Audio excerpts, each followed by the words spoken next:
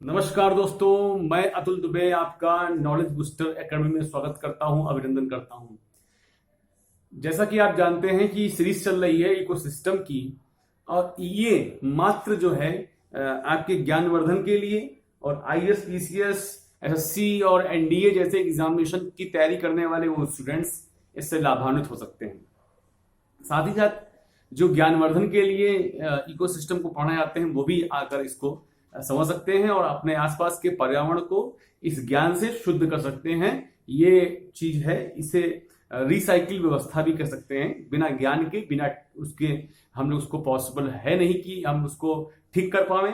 तो आइए चलते हैं, ज्यादा समय लेते हुए इस वीडियो को पूरा अंत तक देखें और इसको जो है लाइक कर लें, सब्सक्राइब कर लें और शेयर कर लें, अधिक से अधिक तक ये पहुंचावें। मेरे प्यारे दोस्तों, चलिए आते हैं। अपने आप को सैनिटाइज रखिए और पूरी तरीके से जो है कोरोना वायरस के नियमों का पालन कीजिए ताकि हम आप सब सुरक्षित रह सकें। खुश रहिए, आनंद में रहिए, मेडिटेशन कीजिए, ईश्वर का ध्यान रखिए। पायतंत्र, इकोसिस्टम किसे कहते हैं, ये हम अभी पिछली वीडियो में आपको बता चुके हैं। इकोसिस्टम क्या है, इकोसिस्टम किसे कहते हैं, इससे क्या क्या कैरेक्टरिस्टिक्स हैं, सारी बातें हम आप पे डिस्कस कर चुके हैं। यदि आपको जो है समझना है इसको क्या है, तो लिंक में दिए हुए वीडियो को आप देखिए। तो इकोसिस्टम के दो पार्ट हैं जिनको हम लोग कहते हैं जैविक घटक और अजैविक घटक। जैविक घटक और अजैविक घटक यानी बायोटिक कंपोनेंट और अबायोटिक कंपोनेंट। बायोटिक कंपोनेंट के अंतर्गत आता है तीन चीजें आती हैं। बायोटिक कंपोनेंट के अंतर्गत तीन चीजें आती हैं, उत्पादक, उपभोक्ता और अपघटक। इसको ऐसे समझते हैं कि पायतंत्र के दो लड़के हुए और उन दो लड़कों के में से जो एक लड़का बड़ा वाला जैविक घटक है, उसके तीन लड़के हुए, उत्पादक, उपभोक्ता और अपघटक नाम रखे उसके। अंग्रेजी में उसको प्रोड्यूसर, कंज्यूमर और डीकंपोजर भी बोलते हैं, तो ये याद रखिएगा। तो उत्पादक, उपभोक्ता और अपघटक, टर्मिनोलॉजी को याद रखना बहुत जरूरी है। और उपभोक्ता के तीन और हुए जिसको हम लोग कहते हैं प्राथमिक, द्वितीयक, तृतीयक, प्राइमरी, सेकेंडरी, टेरिटरी। इसके बाद में फिर हम लोग लौटते हैं अबायोटिक कंपोनेंट यानी अजैविक घटक में। इसके तीन लड़के हुए इनऑर्गेनिक कंपोनेंट, ऑर्गेनिक कंपोनेंट और फिजिकल टेम्परेचर यानी भौतिक कंपोनेंट। भौतिक कंपोनेंट, भौतिक कंपोनेंट। अब इनऑर्गेनिक कंपोनेंट में कौन कौन से आते हैं? ऑक्सीजन, नाइट्रोजन, कार्बन डाइऑक्साइड और हाइड्रोजन। जो गैसेस हैं वो इनऑर्गेनिक कंपोनेंट्स में आते हैं। ऑर्गेनिक कंपोनेंट में प्रोटीन है, कार्बोहाइड्रेट है, ये जो है ऑर्गेनिक कंपोनेंट के अंतर्गत आते हैं। फिजिकल कंपोनेंट के अंतर्गत आता है जैसे टेम्परेचर है, लाइट है, हवा है, ये सब चीजें जो है फिजिकल कंपोनेंट यानी भौतिक घटकों के अंतर्गत आता है। अजैविक घटक क्या है? हवा, पानी, मिट्टी, धूप।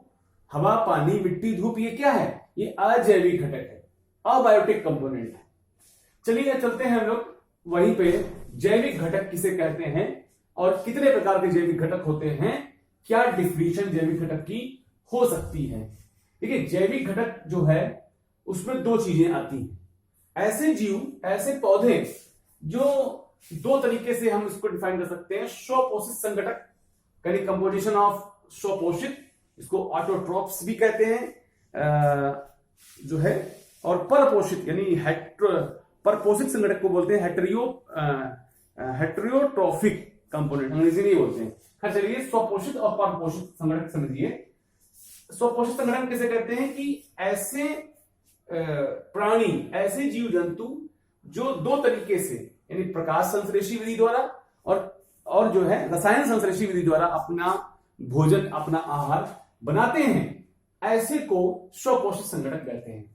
मतलब दो बातें इसमें सामने आई। स्वपोषित संगठक को हम लोग बोलते हैं ऐसे जीव जंतु, पेड़ पौधे, यहां पे बात कर रहे हैं हम लोग, जो ऐसे जीवधारी, ऐसे जीव वे जो अपना भोजन प्रकाश संश्लेषी विधि द्वारा और रसायन संश्लेषी विधि द्वारा बनाते हैं, ऐसे को स्वपोषित कहते हैं। अब इसको समझने के लिए और डीप जाते हैं। प्रकाश संश्लेषी क्या चीज होती है? प्रकाश संश्लेषी का मतलब हुआ, इसको अंग्रेजी में फोटोट्रॉप्स ही बोलते हैं।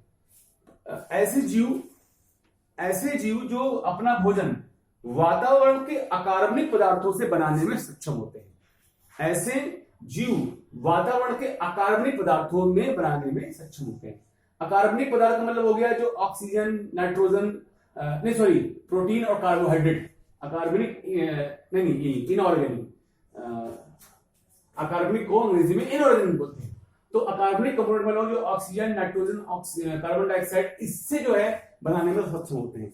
तो ऐसे क्या होता है, जो पौधे होते हैं वो तीन चीजें हैं, क्लोरोफिल, प्रकाश, पर्णहरित जिसको क्लोरोफिल बोलते हैं, और हवा और पानी, मिट्टी, इसके द्वारा, इन चार चीजों के द्वारा वो अपना भोजन का निर्माण करते हैं। इसी को प्रकाश संश्लेषणी विधि कहते हैं, जिसमें ग्लूकोज का निर्माण होता है, फ्रक्टोज का निर्माण होता है, यानी प्रकाश संश्लेषण। क्लोरोफिल के माध्यम से सूर्य से ऊर्जा लेकर, सूर्य से फोटोसिंथेसिस करके पेड़ पौधे तुम्हारे भोजन बनाते हैं, जिनको प्रकाश संश्लेषी कहते हैं। इसके बाद में जो है रसायन संश्लेषी की बात करते हैं। इसमें क्या है कि ऑक्सीकरण के द्वारा, ऑक्सीडेशन के द्वारा भोजन का निर्माण होता है। ऑक्सीडेशन के द्वारा भोजन जो है वो अजैविक तत्वों से जो रसायन संश्लेषण द्वारा बन के आता है। ठीक है, इसको कहते हैं पौधे जो ऑक्सीकरण द्वारा अजैविक तत्वों से जो रसायन संश्लेषण के द्वारा निर्मित करते हैं, उसको हम क्या कहते हैं, रसायन संश्लेषी, यानी कि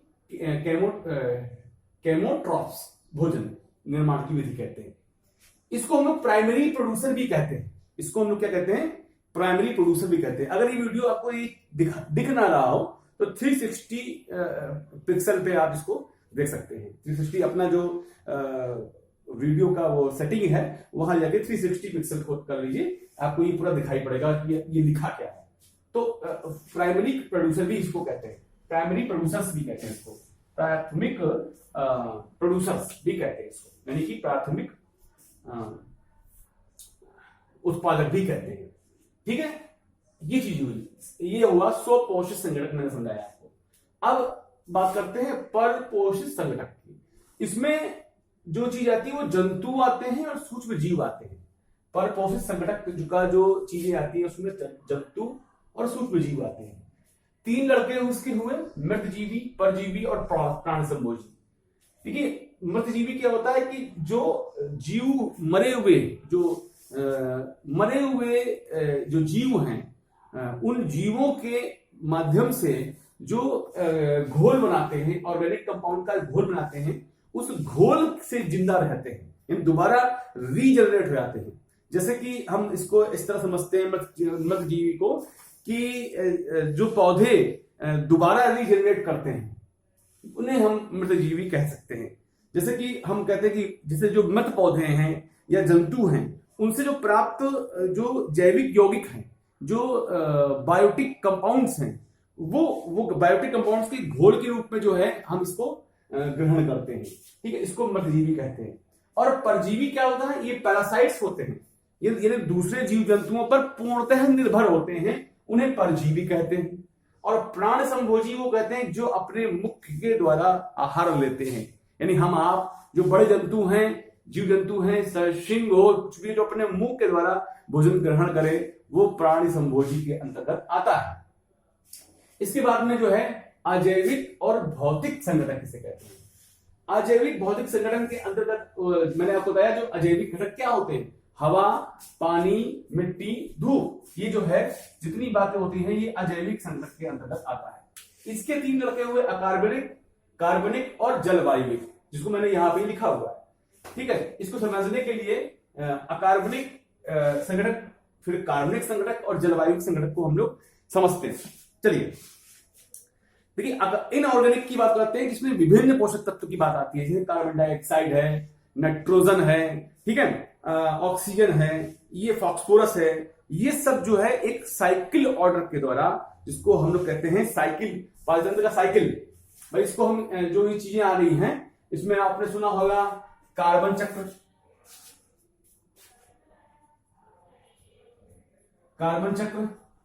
ऑक्सीजन चक्र, नाइट्रोजन चक्र, ये आपने सुना होगा। ये सारी बातें जो है अकार्बनिक संगठन के अंतर्गत आती हैं।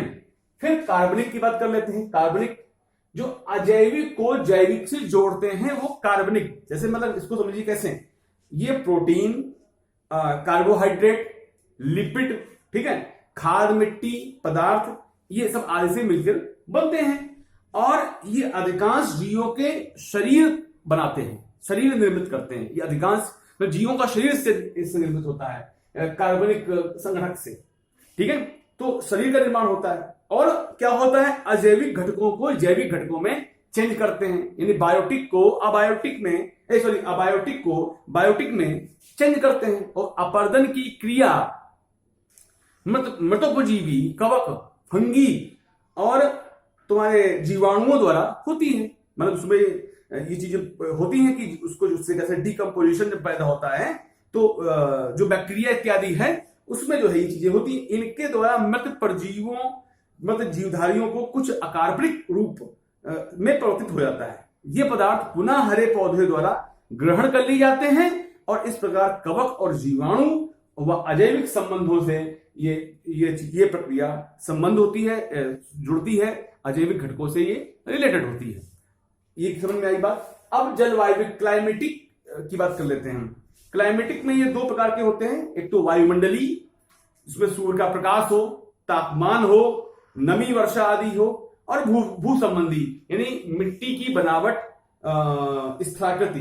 इसमें मिट्टी की बनावट की बात कर लेते हैं तो मिट्टी में जो पीएच वैल्यू होती है वो हो गई, और तुम्हारे मिट्टी में उत्पन्न जो पोषक तत्व है उसकी बात भी इसमें आ जाती है। मैं अगली वीडियो में इसको डिस्क्राइब समझाने वाला हूं। और सूर्य की ऊर्जा के द्वारा जो रेडिएशन पैदा होता है, जो क्लोरोफिल होता है, उसके द्वारा जो भोजन प्राप्त होता है यानी फोटोसिंथेसिस के द्वारा, वो जलवायु के अंतर्गत क्लाइमेटिक पूरा इसका ये पूरा उसमें आ जाता है जलवायु के तरीके से।